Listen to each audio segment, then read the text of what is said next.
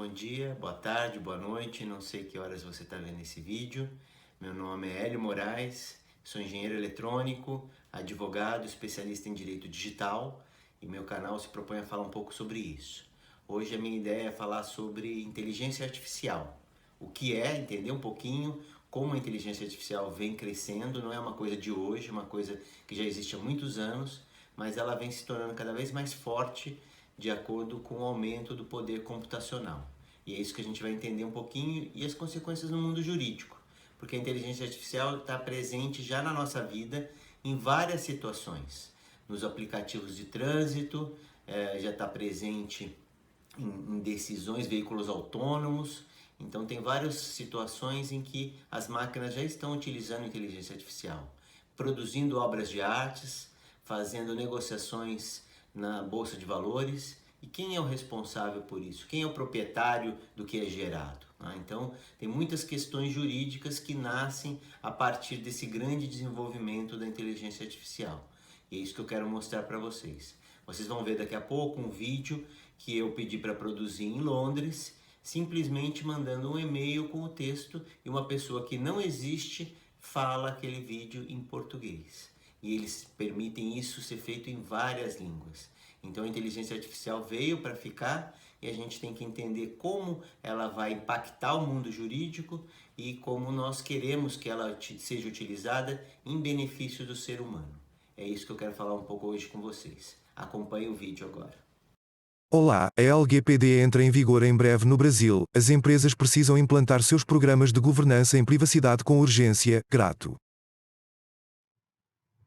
Oi pessoal, se vocês viram esse vídeo, eu produzi esse vídeo simplesmente mandando o texto e a empresa produziu uma pessoa que não existe falando aquela minha mensagem, né? Então vocês veem como a inteligência artificial está em tudo. Então vamos entender um pouquinho como isso funciona, como isso já está presente na nossa vida e o que a gente tem pelo futuro, né? As tecnologias são ótimas, elas são importantes na nossa vida, o que a gente precisa atentar é que elas sejam feitas em benefício dos seres humanos. Esse é o nosso, né? Esses robôs, né, a gente fala robôs, não necessariamente são robôs físicos que andam, né? Hoje em dia a gente tem robôs de software que fazem uma série de ações para o ser humano, né? São robôs que fazem aplicações no mercado financeiro, né? São robôs que fazem trading de vários tipos de mercadoria, né? Então nós temos inteligência artificial já em várias áreas da sociedade.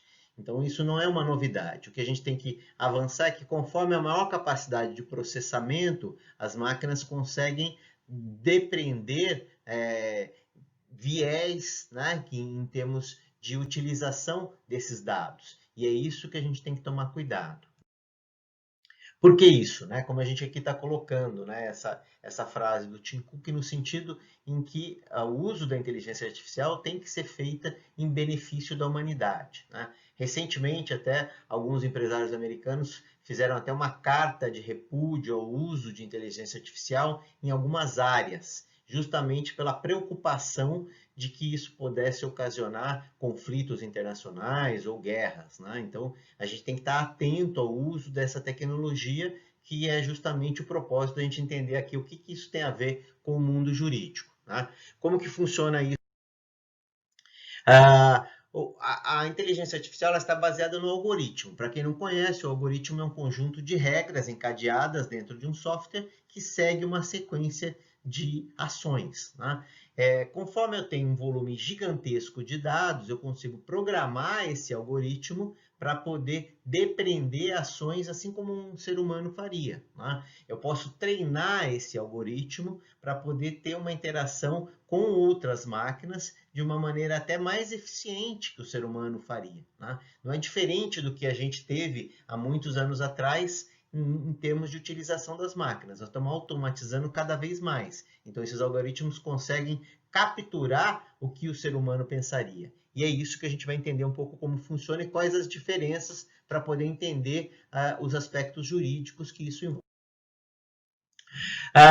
Atualmente, né, essa classificação envolve o que a gente chama aqui da inteligência artificial forte versus a inteligência artificial fraca, né? Então, o que seria inteligência artificial forte nesse sentido, né?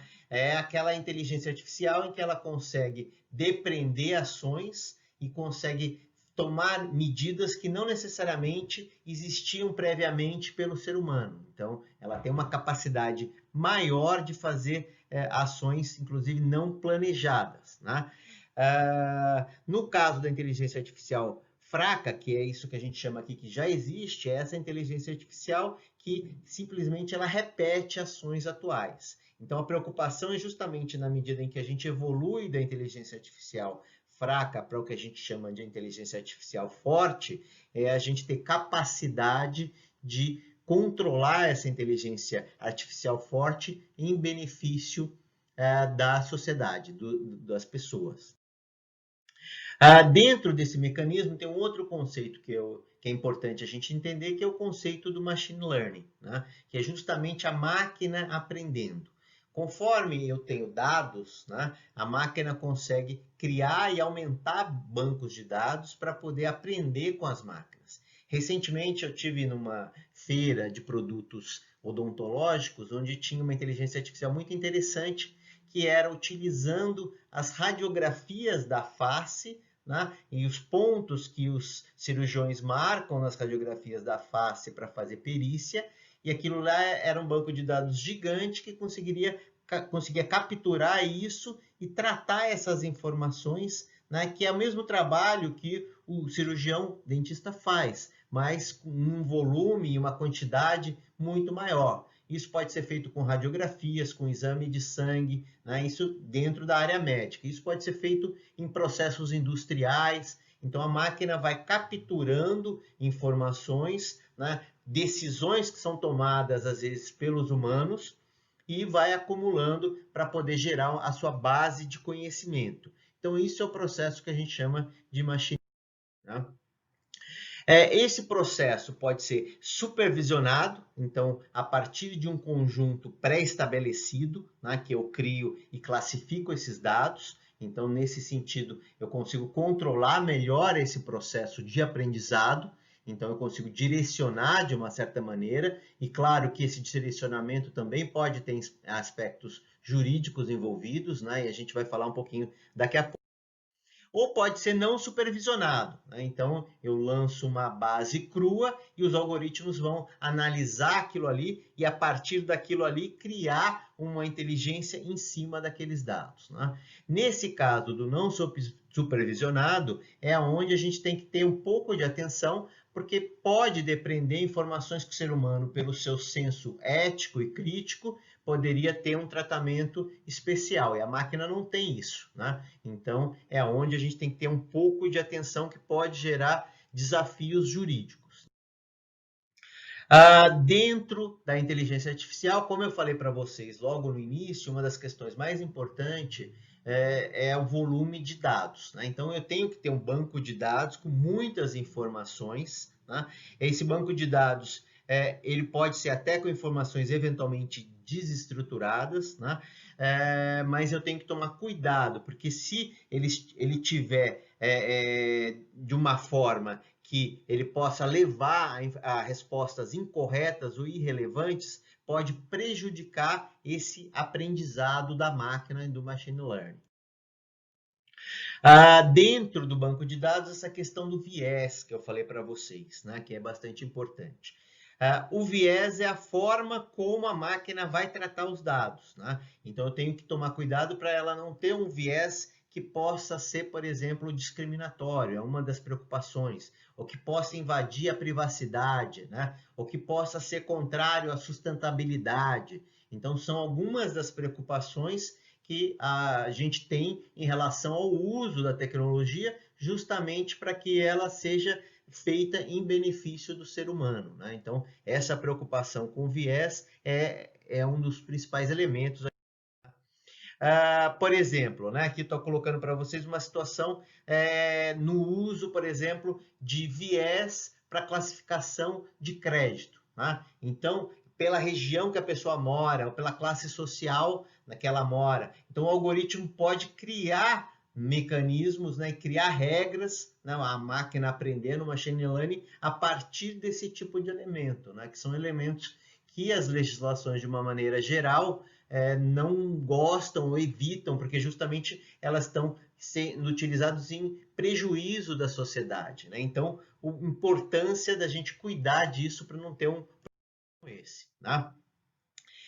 Nesse sentido, né, uma das preocupações e adoções que é feita é a gente fazer algum tipo de auditoria nos algoritmos, né? As auditorias dos algoritmos, elas tentam evitar o uso dos dados enviesados, que são esses dados que podem criar, né, algum tipo de preconceito, dados discriminatórios. Elas tentam evitar que respostas em loop, ou seja, a mesma resposta fica retroalimentando o algoritmo, de maneira em que ele não está aprendendo nada novo, ele só está fortalecendo, eventualmente, até um problema. Ela tenta identificar se eu tenho regras insuficientes, porque se eu tenho um volume de regras que não deixam a máquina aprender, isso também pode trazer um problema de desequilíbrio e desbalanceamento dentro do processo. E também tento identificar se o algoritmo eventualmente está aprendendo a partir de uma falta de contexto social, né? Então, isso também pode gerar algum tipo de discriminação. Então, essa auditoria nos algoritmos é uma forma de eu evoluir daquela inteligência artificial fraca para forte em benefício da humanidade, né? Então, por isso a importância de entender regras jurídicas para isso. Nesse sentido, o que acontece? Então, gente, como eu estava falando para vocês, né, a importância da gente ter essas auditorias, da gente ter bases de dados que tenham volume e que sejam estruturadas, que sejam supervisionadas, é para justamente a gente criar uma inteligência artificial forte e que seja benéfica para a humanidade. Nesse sentido, existe toda uma discussão em torno disso. Alguns países têm uma cultura mais agressiva em não controlar isso, mas na Europa, principalmente, eles estão tentando estabelecer algumas diretrizes para poder justamente regular como utilizar a inteligência artificial. No Brasil, a gente teve uma consulta pública agora no início do ano, mas a gente ainda está muito embrionário nessa situação, tá? Aqui eu coloquei para vocês um pouco como a Europa está se preocupando, né? Quais são os principais fatores que a Europa está se preocupando para trazer uma inteligência artificial forte em benefício da humanidade, tá? Então, a questão de beneficiar a sociedade de uma maneira equilibrada, né? Então, a supervisão humana em cima da inteligência artificial, né? A robustez e segurança, né? Então, tem que ter capacidade de lidar com as falhas e não tomar uma decisão errada, né? A parte de privacidade e governança que tem que continuar sendo preservada, então essas leis de controle da privacidade, elas estabelecem esses padrões para o cidadão e a inteligência artificial não pode passar por cima disso, né? A parte de transparência, né, de entender como os algoritmos estão operando, isso também é bastante importante, né? Aquilo que eu já falei para vocês, na parte de não discriminação, diversidade e equidade, né? Então, é também um fator determinante de como a inteligência artificial pode trabalhar, então é uma das premissas, né? O bem-estar social e ambiental, né? Então a máquina às vezes pode não ter essa preocupação, mas o ser humano tem que dar esse viés para que a inteligência artificial seja feita em benefício da humanidade. E por fim, a questão da prestação de contas, né? Que é atribuir responsabilidades dentro desse ecossistema, porque eu não tenho como colocar uma máquina na cadeia, eu vou ter que entender quem foi responsável pelaquela máquina e o que gerou aquele eventual desvio de comportamento, né? Então eu tenho que ter essa rastreabilidade para prestação de contas, né? Então vocês vejam que tem muitos aspectos da inteligência artificial na vida do ser humano, né? Acho que por hoje era isso que eu queria colocar para vocês. Aqui estão meus dados de contato, fico à disposição. Se gostou do vídeo, dá o like. Se não gostou, deixa o comentário. Se tem dúvida, deixa o comentário. Se tem alguma sugestão de novo vídeo, novo tema que você queira que eu aborde aqui no canal, fique à vontade. Será um prazer enorme. Espero que você tenha gostado e na próxima semana a gente solta um novo vídeo. Obrigado, até mais.